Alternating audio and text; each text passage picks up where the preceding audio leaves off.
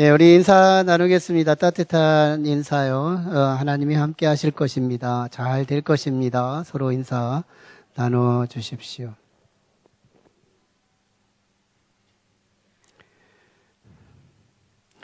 많은 사람이 사랑을 받지 못해 죽어가고 있답니다. 지난 12월 15일 조선일보 일면 기사에 작년 한 해 동안 5060 세대의 3,400여 명이 고독사로 세상을 떠났다는 소식이에요.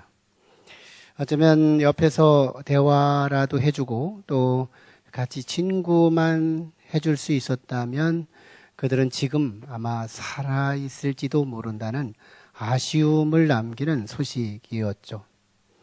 오늘이야말로 어쩌면 가장 이웃이 필요한 시대. 오늘은 참 좋은 이웃의 삶을 사는 삶이라는 제목으로 함께 말씀을 나누고자 합니다. 오늘 말씀은 갈릴리 예수님의 후기 사역 6장에서 9장까지가 후기 사역의 기사인데요.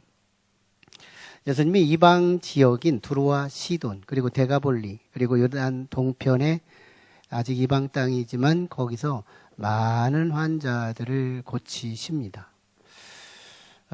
사실은 유대인들이 선민의식으로 멈춰 있었던 것에 반해서 예수님은 이방인들에게 복음을 증거하는, 유대인에 제한되지 않고 이방인들에게 복음을 증거하는, 즉 선교적인 사명을 강화시키는 기간이었다, 이렇게 볼 수 있죠.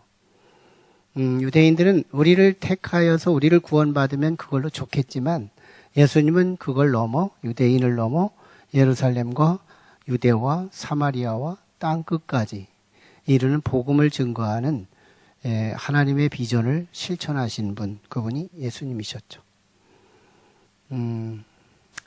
자, 그러면서 이제 거기서 많은 환자를 마태복음 병행본문에서는 치유한 기사를 다루고 있지만 마가복음은 기먹고 말 더듬는 자를 치유한 소식만 전하고 있어요.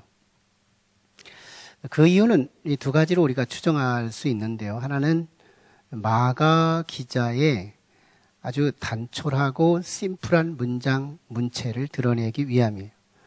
마가복음은 원복음서라고 해서 이렇게 군더더기를 붙이지 않아요. 아주 심플한 진술 방식을 택합니다. 그리고 또 하나가 있다면 마가복음의 수신자인 로마 교회들, 로마가 그때 당시 박해를 받고 수모를 당하던 교인들이었는데 이방인들을 챙겨주시는 예수 그리스도의 복음을 통해서 그들을 감동하고 위로해주는 그런 말씀이기도 했던 거죠. 자, 오늘 본문은 치유기사인데요.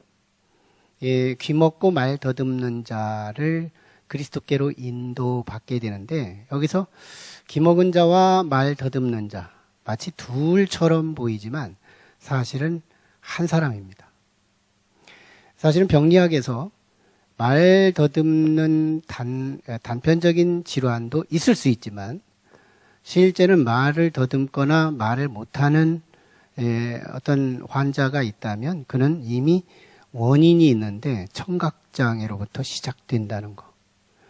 청각장애로 들어본 적이 없으니 말이 없는 그런 상황이죠. 사실은 이런 원리는 영적으로도 같은 경험을 합니다. 복음에 대해서 누군가 제대로 된 복음을 못 들으면 복음을 전할 수 없죠. 들은 게 없으니 전할 게 없는 것과 같아요. 그런 의미에서 사실은 육체적이고 생물학적인 청각장애와 언어장애의 이야기는 사실은 오늘 영적인 원리와 같다는 의미에서 우리와 친밀한 관계성을 갖게 됩니다. 그런데 오늘 치유의 방식은 참 특이점을 갖고 있어요. 두 가지 큰 특이점인데요. 하나는 장소의 특이성이에요. 요단 동편의 요단강 변에서 많은 사람들이 예수님께 치유를 위해서 모여들어요. 엄청난 인파 속에서 예수님께 병 고치기를 모여든 그 사람들 틈에서 그냥 치유할 수 있었어요. 주님은 그렇게도 치유하신 기사가 있으니까요. 그런데 오늘 본문만은 유독이 아주 특이점을 보여주는데 그 군중들에게서 이 환자를 낫게 하기 위해 다른 장소로 이동합니다. 하나만 데리고. 그래서 이 사람을 데리고 은밀한 장소로 가게 된 예수님의 이유가 분명해요. 보통 정말 그 군중들이 아직 흥분되어 있어요. 굉장한 자극이었지 않았겠어요? 의사들도 할 수 없는 그거.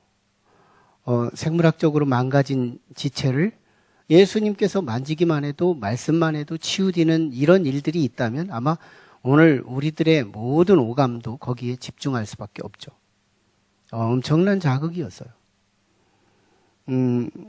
그 군중들 앞에 예수님이 왜 떠나서 이적을 행하셨을까? 예, 흥분된 군중들의 메시아에 대한 오해를 막기 위함입니다. 메시아는 복음을 위해 오신 거예요. 이 세상에 등불로 오신 거예요. 그런데 메시아에 대한 오해, 병 고치러 오신 의사의 이미지, 이걸로 남고 싶지 않은 주님. 물론 복음에 병 낫게 하는 게 필요하셔서 사역은 하고 있지만 이것이 내가 온 목적은 아니다. 내가 빵을 나누는 것, 옷을 나누는 것, 내가 질병이나 고쳐주고 마는 것, 이런 한시적인 문제를 해결해 주는 메시아가 아니라 나는 적어도 복음을 전하기 위해 온 거다. 이건 하나의 복음을 위한 서브요, 보조지 이것이 목적이 아니다. 이런 오해를 일으키지 않기 위함이에요. 또 하나는 초점을 분명하기 위해서인 것이죠. 아마 환자들이 있으면 군중들도 보고 예수님도 보고 초점을 잃는 거예요. 예수님도 군중들이 의식되고 환자도 봐야 하겠고 초점을 잃어요.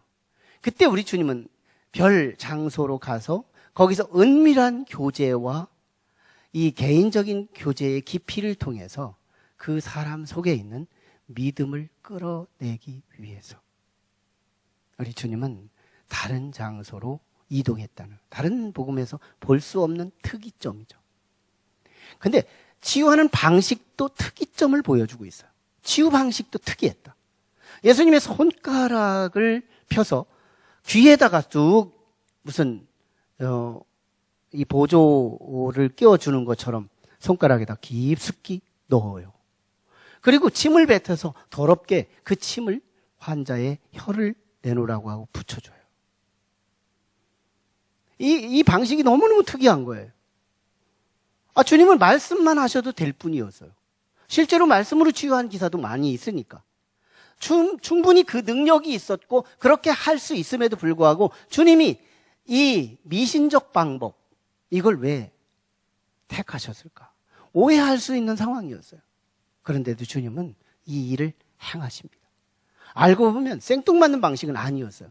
헬라 의사들이나 유대인들의 의사들이 가끔씩 민간 요법으로 사용하는 방식이었기 때문입니다.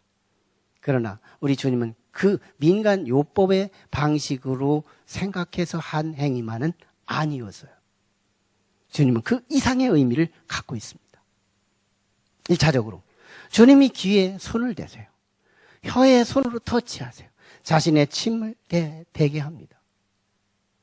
어떤 표상적으로 배부르고 등 땄을 때 더러움이라는 것이 되지, 내가 주님의 침이 닿을 때 혀가 풀리고 귀가 열린다는 이 복된 소식이 있다면 이건 얼마든지 먹겠다고 할 수 있는 거거든요. 주님의 터치 뭘까요? 주님께서는 이 환자를 말씀으로도 하실 수 있는데도 굳이 터치하시는 이유는 주님의 따뜻한 온정을 전하기 위함이에요. 소위 주님의 사랑을 전하기 위함이었다는 거예요. 사랑이 전달되는 사건이었죠. 동시에 주님과의 긴밀한 관계 속에서 이 친구에게는 굉장히 주님을 믿는 믿음이 발산될 수 있었어요. 사실은 믿음은 들음에서 난다는 거예요. 예수님께서 환자들을 치유하실 때 언제나 요청하시는 기대치는 언제나 믿음이었어요. 믿음. 언제나 환자 치유할 때 언제나 믿음 터치였어요. 실제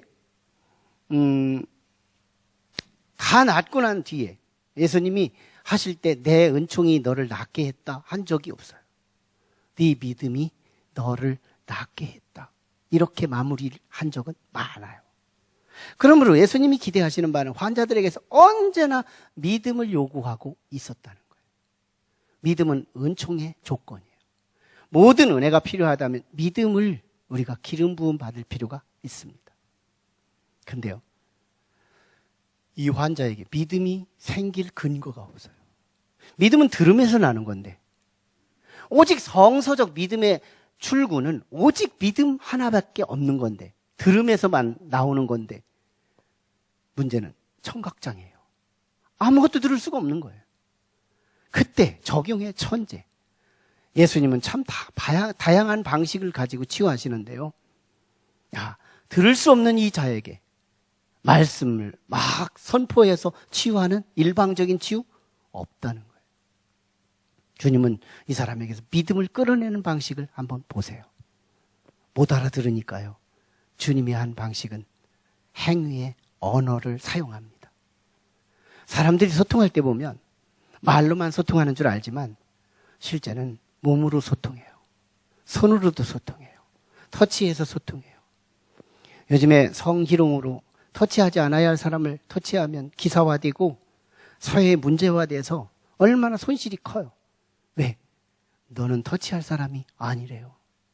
내 온몸을 터치하고도 아무런 방해를 받지 않는 이것은 오직 누구에게 허용되는 거예요? 가족들이나 나를 사랑하는 사람에게만 허용되는 거예요. 터치는 사랑입니다. 예수님의 사랑이 전달되고 있었다는 거예요. 사랑. 예수님의 사랑이 전달된다. 여러분 알고 보면 사랑이 치유하는 거예요. 사랑이 치유한다. 그러면서 예수님의 행위 언어, 말씀이 행위 언어로 나타났을 때 주님의 본래 메시지는 두 가지였어요. 하나님은 너를 이렇게 사랑한다.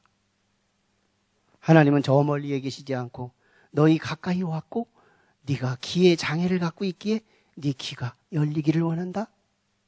하나님은 네가 치유되기를 원한다. 하나님은 너를 이렇게 사랑한다. 하나님은 너를 이렇게 치유되기를 원한다. 이 두 가지 메시지는 충분히 들을 수 있었어요.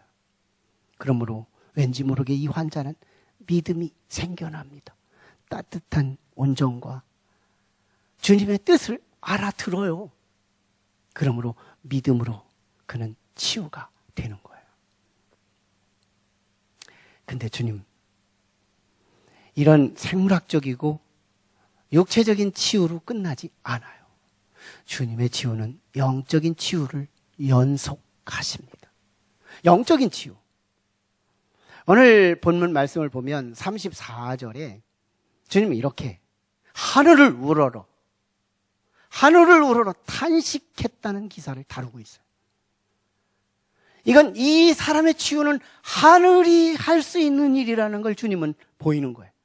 그리고 기도의 일종이에요. 기도의 일종. 기도 외에는 이런 이유가 나타날 수 없다고 말씀하신 그분은 친히 기도를 붙잡고 치유하시는 영적인 치유 방식을 선택하고 있다는 겁니다. 하늘을 우러러. 그런데 탄식하는 기도예요. 시편에 많이 나타나는 탄식기도, 많은 응답받았던 탄식기도, 이 기도를 주님이 이 환자 앞에서 하고 있어요. 무슨 말일까요? 탄식. 이 사람의 아픔이 곧 내 아픔으로 와 닿는 거예요. 그저 객관적이고 일반적인 치유가 아니라 이 사람의 아픔, 그동안의 삶이 얼마나 아팠을까? 그 사람을 그동안에 얼마나 소통이 안 돼서 답답했을까? 이 사람의 아픔이 어느 사이인가 내 마음으로 전해지는 거예요. 그리고 가족들에게 버림을 받아요. 외롭습니다. 일용할 양식이 없어서 굶어 죽어가고 있는 이 딱한 사정을 알고 있는 예수님은 그 기도 속에 탄식으로 울어가며 기도하는 내용이었어요. 주님의 긍휼이 흐르는 기도, 주님의 자비가 흐르는 기도, 즉 사랑의 기도였어요. 여러분, 사랑이 치유할 수 있는 질병이 이 세대는 어느 때보다 많대요. 사랑만 주어지면 회복될 수 있는 질병들이 많이 있대요. 주님은 그걸 선제하십니다.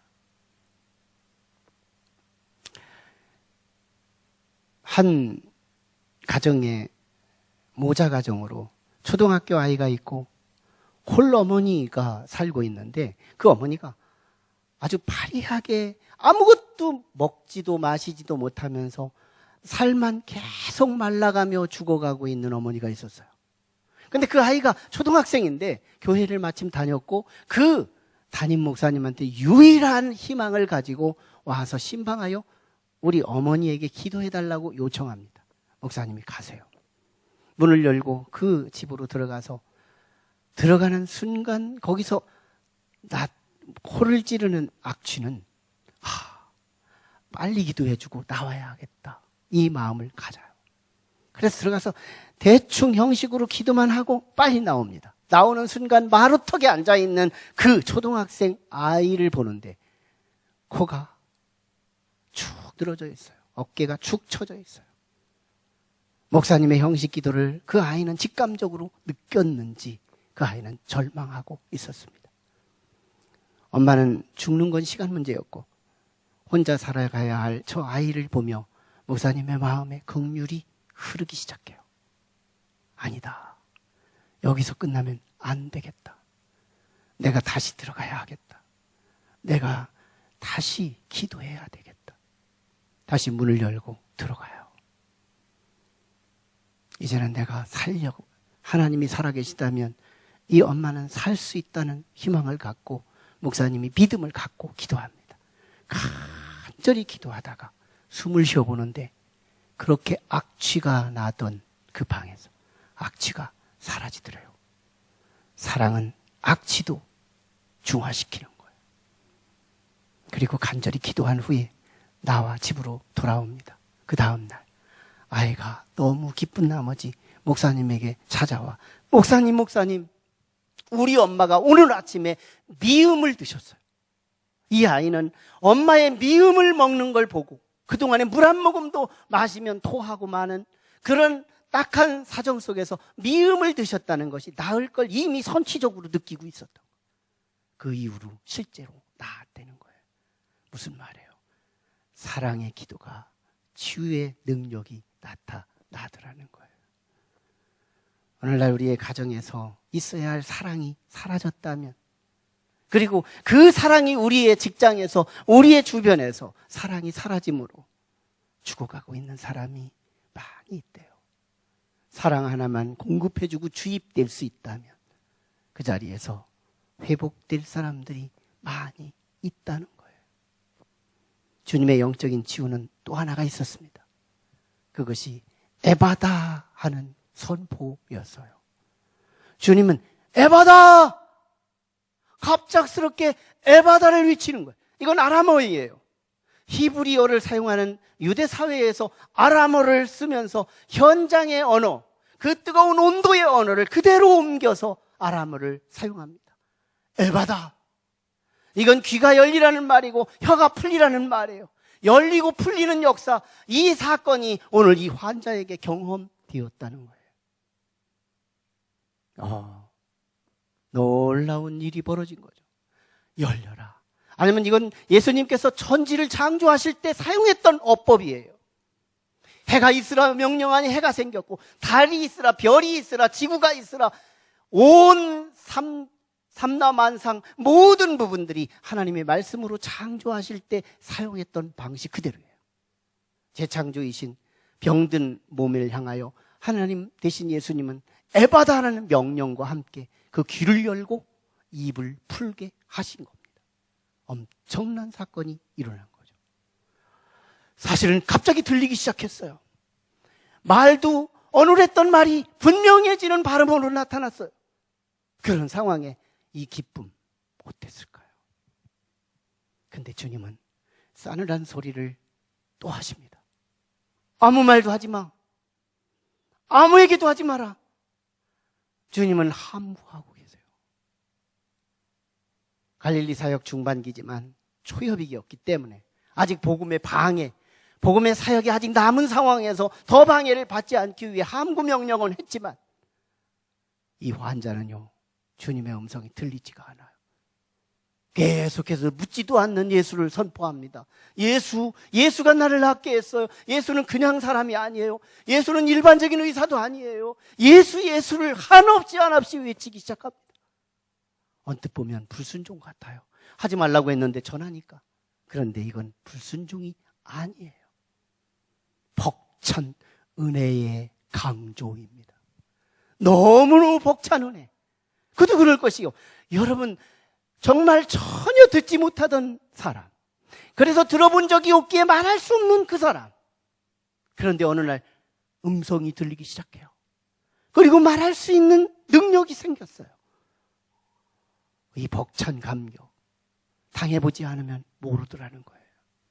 실제로 한 청각장애 어르신이 자기 친구한테 보청기를 아들이 사준 걸 가지고 자랑합니다. 친구, 나 보청기 샀어. 아들이 사줬거든. 비싸. 그러자 그 친구가 근데 얼마 줬는데 물어보니까 시계를 보더니 11시 20분. 여러분, 청각장애가 보청기 가지고 해결될 수 있는 질병이냐고. 세상이 꽉 막히고요. 보이지만 안 보이는 거예요. 이렇게 답답할 수가 없잖아요. 그런데요, 이 청각장애의 슬픈 현실은 또 이런 유머에 나타나요. 한 어르신이요, 너무 귀가 안 들려서 의사를 찾아가요. 내가 귀가 안 들리는데 어떻게 하면 좋을까요?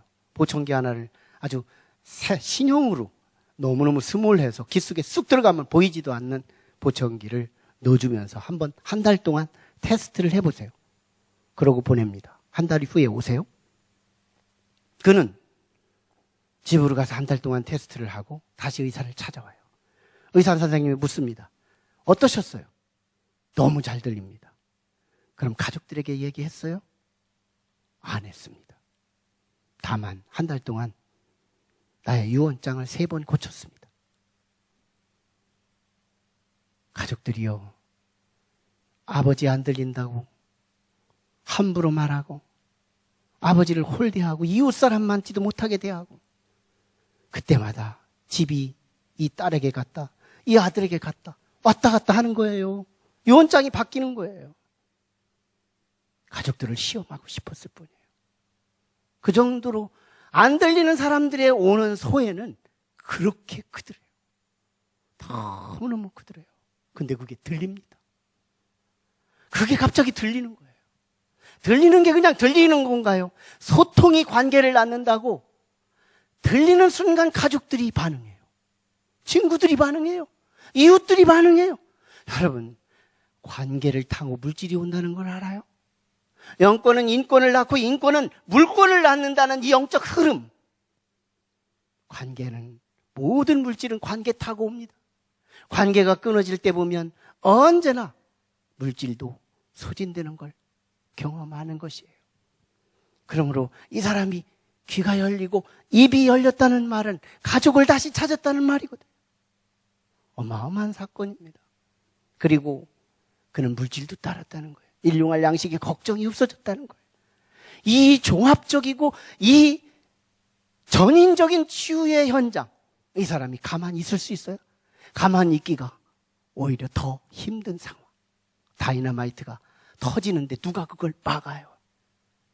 복음은 그런 속성을 갖고 있답니다.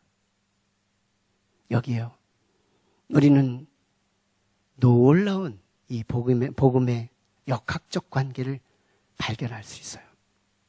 우리는 역학 가지고 코로나 옮겨가는 이동로를 아주 찾는 그동안의 3년의 역사를 갖고 있지만 이 역학이 복음에서 이루어집니다. 오늘 특별히 23절을 보면 다시 이 환자를 그리스도께 인도한 사람이 있으니 그게 사람들이었어요. 사람들이라는 이 특별히 32절에 사람들이 데리고 오는데요. 이 사람들을 상식적으로 표현하면 가족들이 기먹고 말 더듬는 자를 데리고 왔다 하는 것이 상식적이에요. 그런데 여기서는 사람들이 귀먹고 말 더듬는 사람을 그리스도께로 인도했다 이렇게 기록합니다.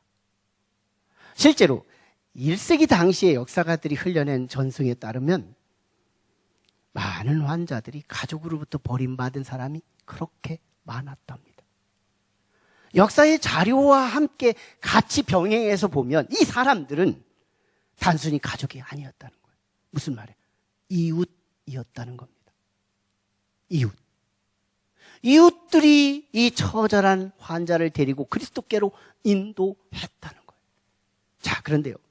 여러분, 이웃들이 커피를 같이 나누고 음식을 같이 나누고 옷을 같이 나누고 이거 그냥 이웃이면 좋게요. 왜? 이건 없어질 거예요. 기억에서도 사라질 거예요. 잊혀질 거예요. 그래서 이건 한시적이에요. 그냥 이웃이라고만 해도 이건 분명히 오류나지 않습니다. 그런데요, 저는 이 속에서 좋은 이웃을 보게 됩니다. 좋은, 이게 일반적인 용어 같지만 사실은 성서적인 용어요, 영적인 용어입니다. 좋은 이웃. 마가복음 10장에 보면 유대인 중에 한 사람이 예수님에게 선한 선생이여 하고 소리칩니다. 그때 예수님이 책망을 해요. 야, 이 사람아, 당신은 나에게 하나님이라고 하지도 않고 인간이라고 하면서 어떻게 인간에게 선하다고 수식을 하느냐 하고 책망하십니다. 오직 선한 분은 하나님 한 분뿐이시니 하나님에게만 붙일 수 있는 걸 네가 나를 하나님이라고 하지도 않으면서 선하다고 하느냐. 오류, 틀린 겁니다. 주님이 정의를 내려주세요.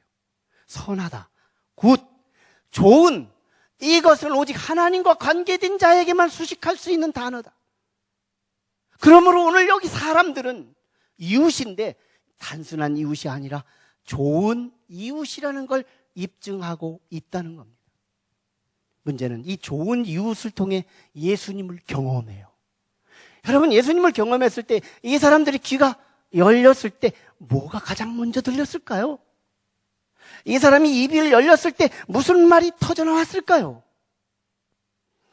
나는 너무너무 자명한 사건 하나가 있으니 미국에 1800년대에 있었던 헬렌 켈러 여사의 간증 속에서 나오는 말이에요.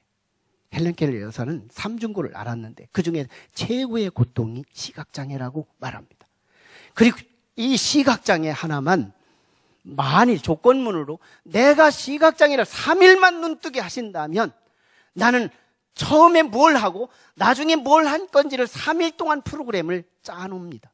그중에서 가장 첫 번째, 내가 눈을 뜰 수 있다면 가장 먼저 볼 사람이 누구냐? 애니 설리번 선생님이었어요. 그런 이렇게 구체적으로 설명합니다. 나는 가장 눈을 먼저 떴을 때 가장 나를 눈뜨게 해준 이 애니 설리번 여사를 보겠다. 그 애니 설리번 여사의 눈을 보겠고, 그 코를 보겠고, 그 입을 보겠고, 그 머리를 보겠고, 그가 입은 옷을 보겠고, 그의 잘록한 허리를 보겠고, 그 다리를 보겠고, 그 발에 신은 신발을 보겠다는 거예요. 더 나아가서 나의 친구들을 데려다가 내 자랑스러운 나의 선생님을 소개하겠다는 거예요. 그리고 우리 선생님의 그 한없는 인내심, 그 한없는 사랑, 애니 설리번 선생님을 한없이 부추기며 하루 반나절을 자랑하겠다. 너무 자명하지 않아요? 주님으로부터 귀가 열린 자, 주님으로부터 입이 열린 자, 가장 최초에 들은 소리는 주의 음성이었어요. 여러분, 우리가 설교하지만 주의 음성은 안 들리고 사람의 설교만 들립니다. 사실상 주께서 말씀하시고 염려하시는 바 귀는 있지만 주의 음성이 안 들리는 영적인 귀가 막힌 자들이 많다는 것이죠. 그리고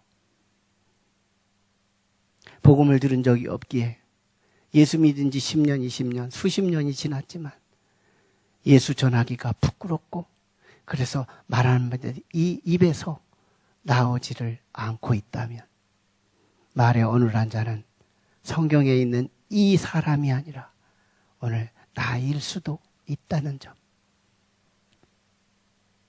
그런데요, 이 환자 치유된 이후에 다이너마이트가 터지듯이 그는 주님의 함구에도 불구하고 계속 전합니다. 예수라고, 누가 물었어요? 묻지도 않은 예수가 왜 그 입에서 계속 나오냐고. 자동사야, 오토매틱이야. 계속 예수가 쏟아져 나와요. 그도 그럴 거 아니겠어요? 내 자신이 그랬다면, 우리 가족 중에 하나가 그랬다면, 그랬다가 치유됐다면, 에바다 사건이 귀가 열리고 입이 풀렸다면 그도 그럴 것이 아니겠느냐고요. 묻지도 않았는데 말할 수 있는 터져나오는 말, 예수, 예수. 우리의 오늘 말씀에 척추 같은 구주를 발견합니다. 기먹고 말 더듬는 이 환자는 어느 한 날 좋은 이웃을 만나 주님을 경험하고 이제는 다시 좋은 이웃으로 살아가고 있다는 점입니다. 예수 믿는다는 정의는 좋은 이웃으로 사는 거예요. 내가 예수를 믿는다면 좋은 이웃으로 살아가는 거예요. 이제 주의 음성을 듣고 예수님을 증거하는 이것이 우리의 신앙생활의 척추라면, 척추가 고장날 때 인생도 고장나는 것처럼 우리의 신앙의 골자, 우리의 신앙의 진수, 그것은 내 입이 열려 가족을 구원하고 우리 이웃을, 직장인의 동료들을 구원하는데 살아갈 때 우리의 신앙은 바르게 살아갈 수 있대요. 거기서 은혜는 평화와 함께 우리에게 천국을 경험하게 될 것입니다. 기도하시죠. 우리 같이 기도하실 때 좋은 이웃으로 살아갈 수 있게 하옵소서. 나는 여기에 와서 성도로 살아가고 있는 이유는 어느 한순간